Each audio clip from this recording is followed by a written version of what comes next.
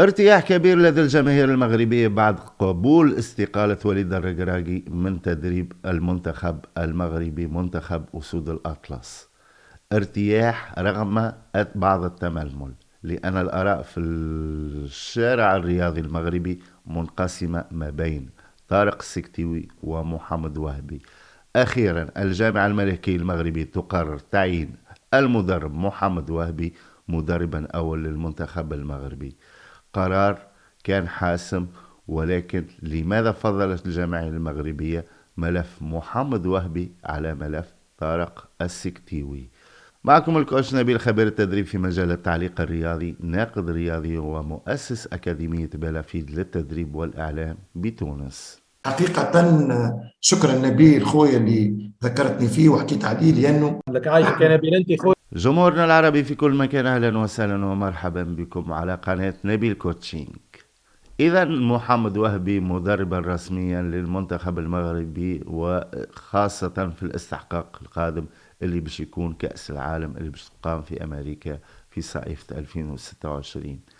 إذا محمد وهبي رسميا مدرب الفريق. قرار قوبل بالارتياح من لدى جزء كبير من الجمهور المغربي، ولكن جزء آخر ربما فرح باستقالة وليد الركراكي، وفي المقابل كان يمني النفس أنه يكون طارق السكتيوي هو المدرب الأول للفريق. في كل الحالات أمامنا مدربين لهما من الكفاءة ما يجعلهما قادران على استلام المنتخب المغربي الأول. نتحدث على طارق السكتيوي. طارق السكتيوي اللي شخصيا عرفته في البطولة العربية الأخيرة، واللي قدم فيها المنتخب المغربي أداء رائع جدا، وحبينا وقت طارق السكتيوي ربما على دمث أخلاقه، ولكن أيضا رينا فوق الميدان ورأينا فوق الميدان يعني تنوع تكتيكي وتنوع في الأفكار الفنية، خلت هذا وجعلت هذا المدرب يكون بامتياز قادر أنه يكون ربما في المستقبل مدربا للمنتخب المغربي إن لم تسعفه الظروف الآن. في الطرف المقابل أمامنا مدرب آخر أخذ المنتخب المغربي للشباب إلى العالمية بعد فوزه بكأس العالم للشباب. نتحدث عن محمد وهبي، والذي أنصفته الجامعة المغربية بتعيينه على رأس الفريق الأول. ولكن السؤال، إذا تحدثنا أن المدربين محبوبين من الشارع المغربي وحتى العربي نظرا لمواقفهما الإنسانية، محمد وهبي حبيناه أيضا على مواقف ودعم لا متناهي للقضية الفلسطينية والأعمال الإنسانية اللي قام بها مع تجاه أهلنا في غزة، اللي طبعا دائما نسأل الله أنه يرفع عليهم الغمة. وأيضا طارق السكتوي اللي حبيناه أيضا على دمث أخلاقه كما ذكرت. من حيث الكفاءة الاثنين يستحقان. إذا ما الذي جعل الجامعة المغربية ترجح كافة محمد وهبي على طارق السكتيوي؟ بالطبع هنالك عديد من النقاط ربما رجحت كافة محمد وهبي. ربما أهمها هو أن اللاعبين المغاربة اللي موجودين في المنتخب المغربي الآن أغلبهم من مزدوجي الجنسية، أو هم من الذين ولدوا في أوروبا وعادوا لتمثيل المنتخب المغربي.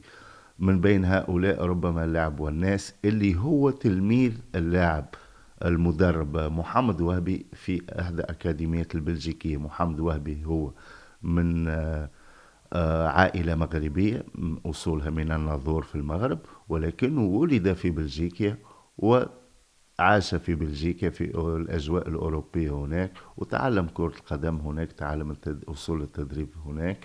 وبالتالي ربما هذا هو الشيء اللي خلى الجامعة المغربية الجامعة الملكية ترجح كافة محمد وهبي أنه هو قادر يتعامل أكثر مع اللاعبين اللي عندهم في هويتهم جزء أوروبي.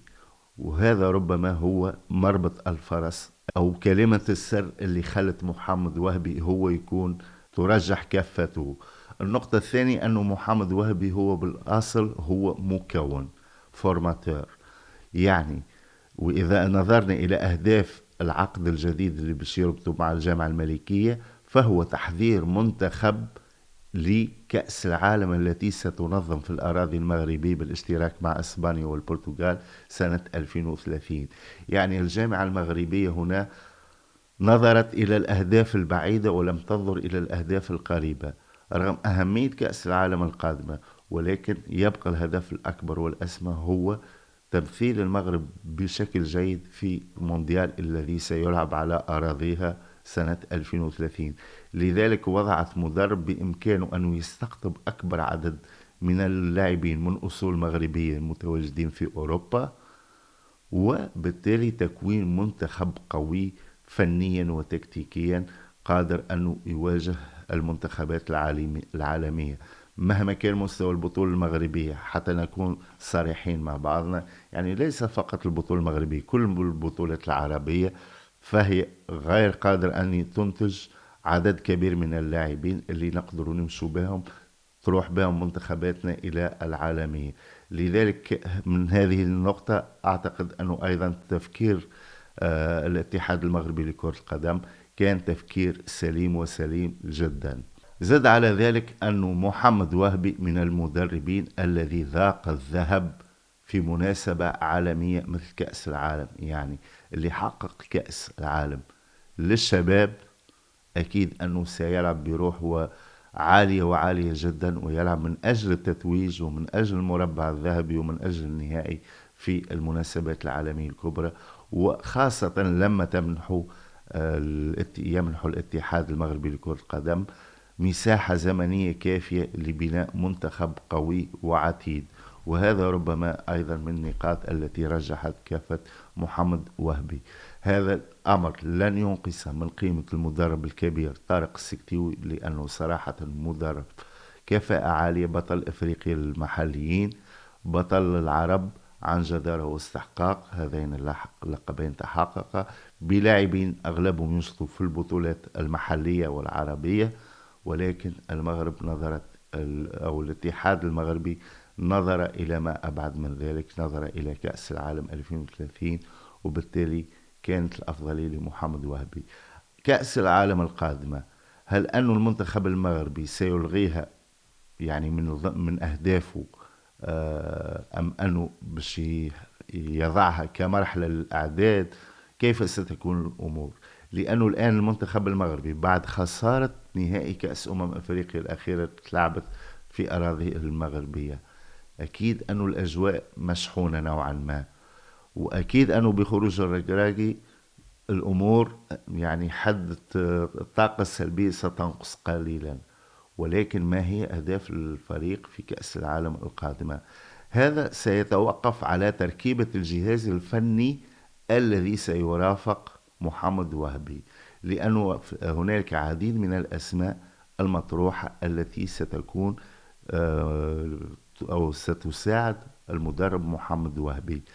إذا تم اختيار المدرب المساعد السابق لوليد الركراكي وهو رشيد بن محمود، فإن هنالك تمشي نحو التغييرات الطفيفة، يعني التغيير المرن. يعني سيبقى الاعتماد على على أغلب اللاعبين الموجودين في الحاليين واللي شاركوا في كأس أفريقيا الأخيرة، مع تغييرات طفيفة. وبحكم أنه طبعا رشيد بن محمود يعرف هؤلاء اللاعبين، فأكيد أنه باش يكون هو حلقة الوصل ما بينهم وما بين المدرب محمد وهبي. لكن في الطرف المقابل أكيد أنه محمد وهبي سيسعى إلى تطعيم المنتخب الأول ببعض اللاعبين اللي فازوا معه بكأس العالم للشباب حتى يجهزهم لكأس العالم القادمة 2030. هذا هو التوجه الأول. أما التوجه الثاني وهو تعيين مدرب عالمي، مدرب مساعد أوروبي عفوا، وهو جواو ساكرامنتو اللي اشتغل سابقا المساعد للمدرب مورينو في تجربته مع فريق توتنهام. إذا راح المنتخب المغربي إلى هذا التوجه، فإن هذا يعني أن الاتحاد المغربي وافق على أن يتم فسخ كل المكتسبات السابقة وأيضا النكسات السابقة، ودعنا ننطلق من الصفر لإعادة بناء جيل جديد لكأس العالم 2030. وبالتالي ستكون كأس العالم 2026 مجرد محطة تحضيرية لكأس العالم التي ستدور في الأراضي المغربية. هنالك حديث أيضا أن يوسف حاجي قد يكون مساعد ثاني في الجهاز الفني. هذا الأمر مطروح بشدة أيضا، وهو يعني نقطة إضافية قد تعزز قوة الجهاز الفني للمنتخب المغربي. وأنا شخصيا أشجعها بصراحة، لأنه لاعب كبير جدا، وكان عنده صولات وجولات، ولعب كأس العالم أيضا وقدم فيها أداء رائع جدا، ويستحق أن يكون ويتم تكريمه بأن يكون في هذا الجهاز الفني. في كل الحالات فكرة تعيين المدرب المساعد الأول ستكون مفصلية في تحقيق أهداف أو في تحديد أهداف المنتخب المغربي في كأس العالم القادمة 2026. أكيد أعتقد أن الفكرتين جيدتين، الفكرتين جيدتين. يعني تعيين رشيد بن محمود سيعني أنه المرور بسلاسة من مرحلة إلى مرحلة أخرى. تعيين جواو ساكرامنتو يعني القطع مع الماضي والبداية من الصفر. هنالك أمر سيستند إليه الكثير من المغاربة ويرجحون كفة جواو ساكرامنتو، والسبب هو بعض السلبيات التي ظهرت في السنوات الأخيرة، يعني فترة ما بعد كأس العالم قطر، والتي ظهرت في كواليس المنتخب المغربي. كانت قنبلة فجرها المدرب المغربي حسين عموتة، الذي قاد المنتخب الأردني لأول مرة إلى نهائي كأس العالم القادمة التي ستقام بأمريكا، حينما تحدث حسين عموتة على أن هنالك عصابات من وكلاء اللاعبين تفرض عدد من اللاعبين على وليد الركراكي. تواجد رشيد بن محمود في نفس الجهاز الفني مع وليد الركراكي وانتقاله إلى الجهاز الفني مع محمد وهبي يعني ربما أو قد يخيف الجمهور المغربي على انتقال العدوى السابقة، عدوى وكلاء اللاعبين من وليد الركراكي أو من مرحلة وليد الركراكي إلى مرحلة محمد وهبي. صراحة أنا عشت هذه التجربة ورأيتها بعيني في ملاعبنا التونسية. وكلاء اللاعبين اليوم أصبحت عندهم سطوة كبيرة جدا على الفرق، ليس فرق فقط في تونس والفرق العربية والمنتخبات العربية، بل أيضا حتى الفرق والمنتخبات الأوروبية تعاني من هذا الأمر بشكل كبير جدا. لذلك أنا بصراحة شخصيا، هذا رأيي الشخصي، وأعتقد أن المغاربة هم الأحق بإبداء رأيهم في هذا الموضوع. أرى أن جواو ساكرامنتو هو الأفضل، يعني بلغة أوضح كل مفاتيح القيادة تمنح للجهاز الفني الجديد بمعزل عن أي وكلاء وبمعزل عن أي عدوى سابقة، وبالتالي إعادة بناء الفريق حسب برنامج فني تكتيكي صرف 100%، وليس حسب رغبات ومصالح اللاعبين ووكلائهم. هذا هو النقطة الأخيرة، وهي مفصلية ومهمة جدا في تحديد مستقبل المنتخب المغربي. انتظر طبعا تفاعل جمهورنا المغربي خاصة في هذه النقطة، لأنها مهمة ومهمة جدا. في كل الحالات نتمنى لمحمد وهبي النجاح في مهمته كأحدى ممثلي الكرة العربية في كأس العالم القادمة، وانتظر تفاعلكم ونلتقي في حلقة لاحقة بإذن الله.